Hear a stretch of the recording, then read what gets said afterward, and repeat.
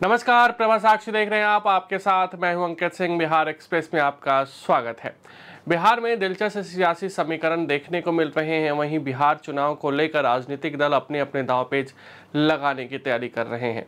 लेकिन 2020 के चुनाव में बिहार में एक दिलचस्प फैक्टर रहे असदुद्दीन ओवैसी भी अब बिहार में चुनावी ताकत झोंकने की शुरुआत कर चुके हैं। 2 दिनों के बिहार दौरे पर थे और बिहार में उन्होंने ज़बरदस्त तरीके से हुंकार भरी है। इतना ही नहीं, उनके निशाने पर आरजेडी था।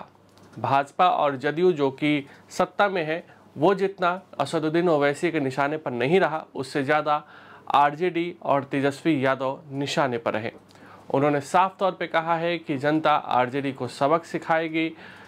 इसके बाद जब से असदुद्दीन ओवैसी की बिहार की सियासत में एंट्री हुई है, महागठबंधन और ख़ास करके राजद की टेंशन बढ़ गई है। इसका बड़ा कारण ये है कि वो ओवैसी ही थे जिन्होंने राजद के वोट बैंक में बड़ी सेंधमारी की थी और आरजेडी 2020 में सरकार बनाने से चूक गई थी। बिहार में लगभग 17 से 18% मुसलमान हैं।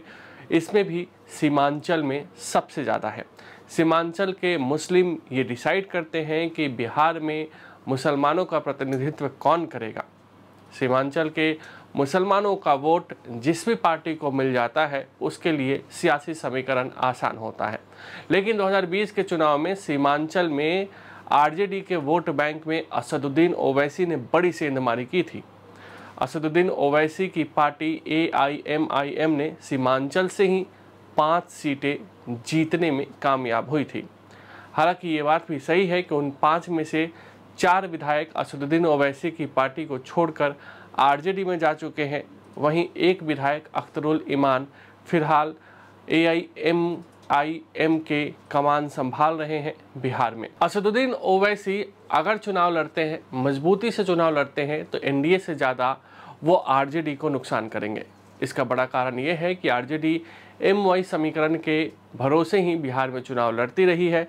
MY समीकरण यानी कि मुस्लिम यादव समीकरण ही आरजेडी का कोर वोट बैंक है और अगर मुस्लिम वोट बैंक में सेंधमारी होती है तो इससे सीधा सीधा नुकसान आरजेडी को होता है। यही कारण है कि आरजेडी सहित महागठबंधन की तमाम पार्टियों के लिए असदुद्दीन ओवैसी बिहार में चिंता के सबक बन रहे हैं। महागठबंधन के लिए ये दूसरी टेंशन है, क्योंकि ऑलरेडी महागठबंधन की टेंशन को प्रशांत किशोर ने बढ़ा रखा है।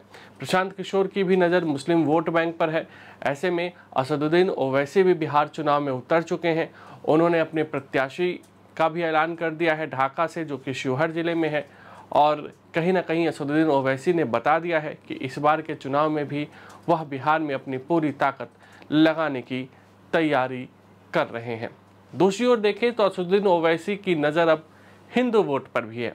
यही कारण है कि पहलगाम मामले को लेकर असदुद्दीन ओवैसी लगातार पाकिस्तान पर अटैक कर रहे हैं। वो पाकिस्तान के खिलाफ बोल रहे हैं और इससे असदुद्दीन ओवैसी को उम्मीद है कि हिंदू वोट बैंक उनकी पार्टी से जुड़ सकता है और ऐसे में उनकी पार्टी को आगामी चुनाव में फ़ायदा हो सकता है। लेकिन असदुद्दीन ओवैसी का ये दांव कितना सफल होता है, बिहार चुनाव के परिणाम में इसे साफ तौर पे देखा जा सकता है। फिलहाल आज के लिए इतना ही। नमस्कार। अगर आप भी लेना चाहते हैं देश दुनिया की तमाम जानकारी, तो आज ही सब्सक्राइब करें हमारे चैनल को। साथ ही नीचे दिए बेल आइकन को जरूर दबाएं ताकि हर अपडेट आप तक पहुंच सके।